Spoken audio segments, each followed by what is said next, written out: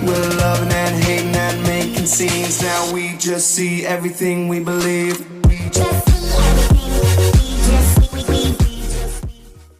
Yo, what's going on, YouTube fam? This is your boy J Money here.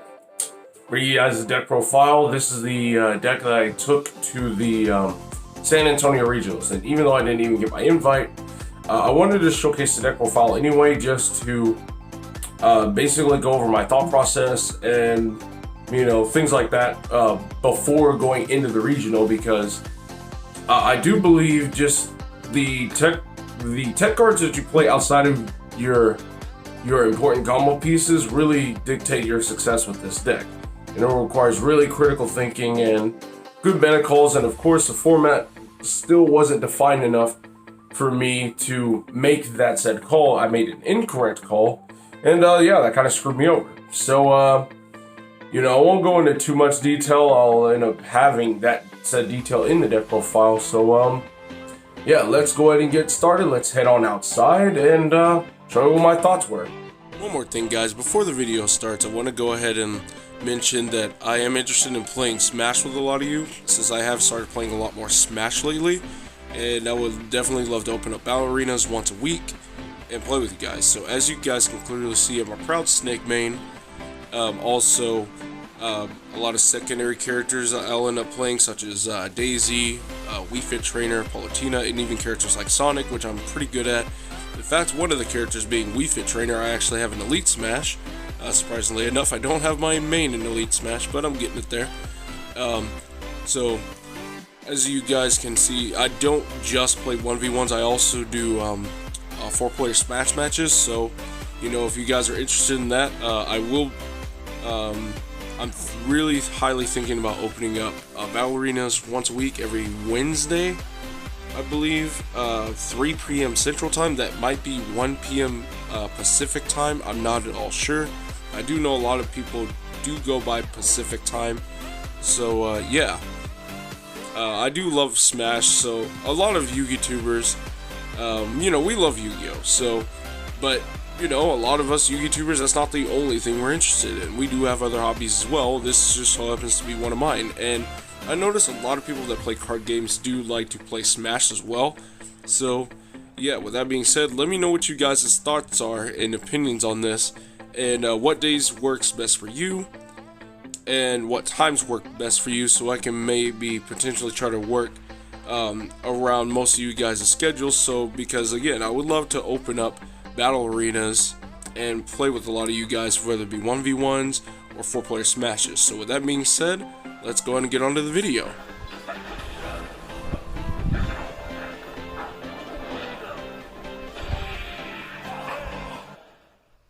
Alrighty guys, brand new setting. We're outside. I hope you guys like it.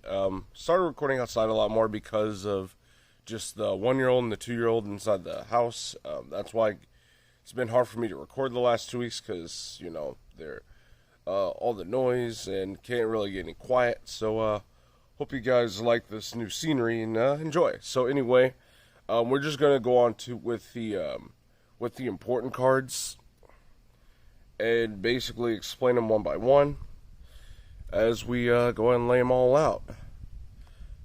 Oh man, sunlight, too much sunlight. There we go. Alright. So anyway, the purpose of Madolche, of course, the deck wants to go second, of course. So you got about 21 cards, I believe, that are just a must, and I think you could play more, and I'll explain them later. They're subjected to change, but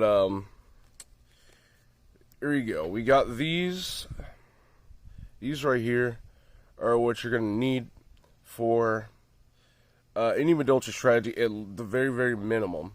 So, what you got going on here, Pending Successor is the best card in your deck now. This card right here is the best card. This is essentially, you need maximum ways to get to it, which is why I might actually dump Madolche Hoop Cake to 3. This going to 3 has really come up a lot. I've really wanted to see this because there are times where you don't see any of these. and you're kind of just stuck. So, yeah. And a lot of times you will open this and a hoot cake. So, yeah, there you go. So, anyway, what we got going on here, so you're going to see 3 of the cards that get you access to this. 2 Messenger Auto. Also thought about bumping this up to 3, because if you open 1 and you don't open any of the spells, then you're in a bad spot, honestly. You won't be able to resolve both of these, or to get to both of these, so I've thought about bumping this up to 3 for good reason. I've thought about bumping Hoot Cake to 3 for good reason. But, you know, the deck's at an even 40 because you want to see Petting Sister as much as possible. Not too much to say about Pudding Cess. It's just very obligatory.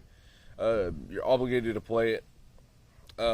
Mew, it just gets certain things out of your hand, like, let's say, Petting Cessor, it baits out hand traps, things like that.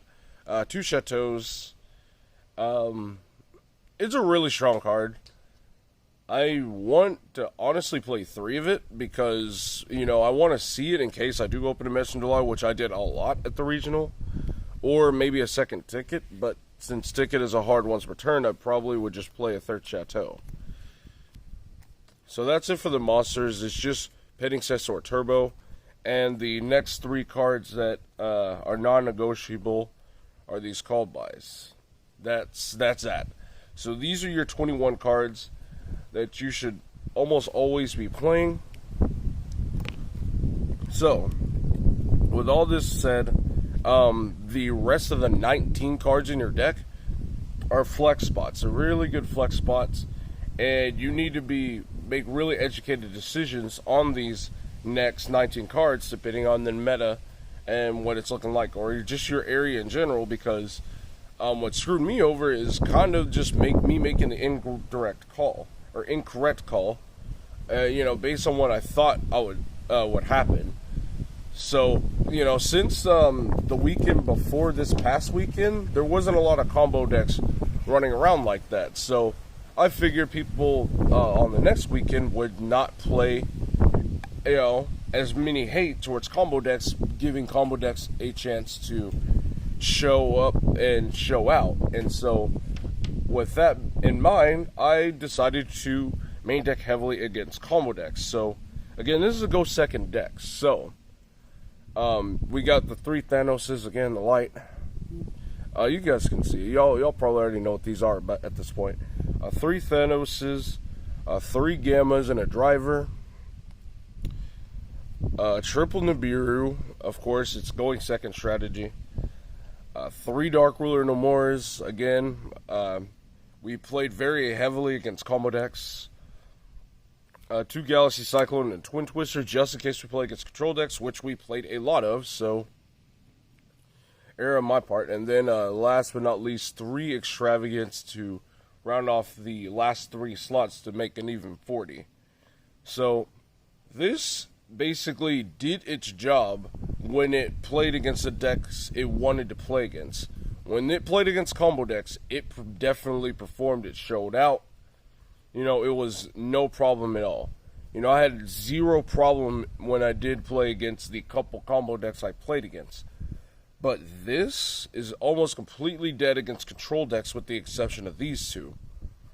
Now, there is something I want to go ahead and show you. Let me go ahead and go onto the side deck instead of the extra deck right quick.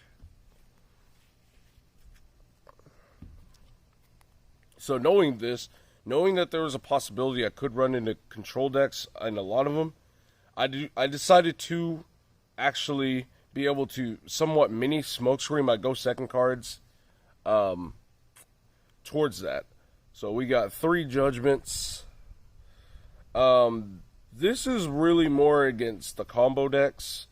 If I know I'm playing against a combo deck and I basically just blew them out of the water, they may or may not make me go first. But if they don't, then regardless, I'm siding out the Galaxy Cyclones and the Twin Twisters because they're absolutely useless. 3 Anti-Spells, 3 Evenly Matched, 2 Twin Twisters, 2 Hatronades for your Striker matchups, because you got to anticipate Striker, a 2 Legacy of the Duelist. This card probably showed out the most, versus control decks because it's good going first or second. It puts those decks that want to set a bunch of cards, it puts them on a control. They can only set one. And if you go second, they let this card resolve. And you put a bunch of little bodies on the board. Don't go on your extra deck, in fear of things like Solemn Strike. Whatever, you can just enter battle phase, negate all their attacks, and blow up that many cards. It's really good. Adding monsters from grave to hand is also pretty okay too, especially if you are using effects like Petting Cessor and it keeps getting stopped or whatever. So, looking at this, and let's say we're going back to our go second cards. Now, it's as I said before, if I'm playing against a combo deck, I know that these are useless. So, side these out and side the judgments in. Easy as pie. However, if I figure out, or if by some odd choice, there's also one other thing I do. I side out the Call by the Graves because, combo decks and hand traps still doesn't make too much sense. So I would also side these out and side into evenly matches. So, you're prepared against combo decks going first or second. If you go first against a combo deck, you're in a good spot because Glass Souffle, the Glass Souffle lock is pretty good. It's kind of hard to get around and get past. It got played past a couple of times because my opponent would have like either a Kaiju or a Super Poly for Mud Dragon. Weirdly enough, I haven't seen Mud Dragon played basically until then. So now going back to this. Now what if I'm playing against a control deck? So these Called by the Graves, they're kind of in the main again. Alright, so if I'm playing a control deck, it depends on what the deck is. If it's like an actual stun deck, I'll side these, this, maybe this, depending on if I'm playing against a Spectre border or not. If I am playing against a Spectre border, these stay in, because these can still negate the border, and they won't be able to respond to it. So, you're siding out 10 cards, and you are siding in, let's see, 3, 5, 7, 9, and you could in theory side out the Dark Rulers, but you really don't need to. And let's say 1 Judgment. Ooh, gotta watch the screen. 2 Twisters and 1 Judgment. There's your 10. Easy. If you're playing against a deck like Striker, though, now it's a little different. So you're gonna take out the Dark Ruler no more at this point. You're going to take out the Dark Rulers. You're going to keep in the Thanos Dragons because Strikers kind of lose to it. And you are going to end up taking out... shoot, I forgot what was it. Was it Called by the Grave? I don't think it was Called by the Grave. No, I don't think it was Called by the Grave. I forgot what it is you took out. I knew exactly what I needed to do to basically have an even 15. So let's see, 3... 6, 10, 13, so 2 cards would have to come out. Oh yeah, it was the Legacy of the Duelist. You didn't need these. You didn't need these against Striker. And then, would be Anti-Spells at like 2 copies. And, you don't really need 3 Twisters because it's still pretty risky because Judgment is still being played. So there you go. Easy side outs, easy side ins if you're playing Striker because, you would just, it's simple. Just side out the cards that are suited against combo decks and side in cards that are good against control decks. But knowing what I know now, these control decks are out of control, so maybe I'll just start playing this and side in these cards against the combo decks because, Madolche is a deck that needs to win its game 1 to dictate the match. I think I also had said this back at that last regional report from Tulsa. winning game one often dictates the match. And so I lost a lot of game ones because of the indirect meta calls. Now, again, those cards did really good when they played against the decks they were supposed to play against, but when you don't play against those anticipated decks, you're kind of screwed. So, extra deck guys, we're playing Extravagance, so if you're playing Extravagance, you have to play these at 3 copies. No questions asked. The 3 chocolate a la modes are non-negotiable. Same with the tiramisu's. Gotta play 3. Really, really good. 3 glass souffle and 3 Sistart. Honestly, you shouldn't need to play other cards because most of the time you're resolving Petting Cestor and you are locked into Madolches. So, yeah. But the random 3 cards we got is Lambda because we play Gamma in our deck. This came up once actually. Nightmare Mermaid because I figured if I am going to play against Orcus and they're going to start playing Ibli a lot more, to dodge Nibiru, I don't want to have Ibli on my board and be unprepared. This actually came up twice. So that was really good. And an Almirage because, like I said before, Mew plus like Hoot Cake or whatever, or Mew plus, what's his name, plus Angeli, just put some Madolche in the graveyard to resolve your Hoot Cake. So, yeah, guys, that's the deck profile. I didn't really go too much into what the other monsters did outside of Petting Cestor. Because a lot of people know what Madolches do at this point. So, guys, yep, that is it for the deck profile. That is it from me. Be sure to leave your thoughts in the comments below. So, with that being said, thank you guys very much for watching. It's J Money, and I am signing out.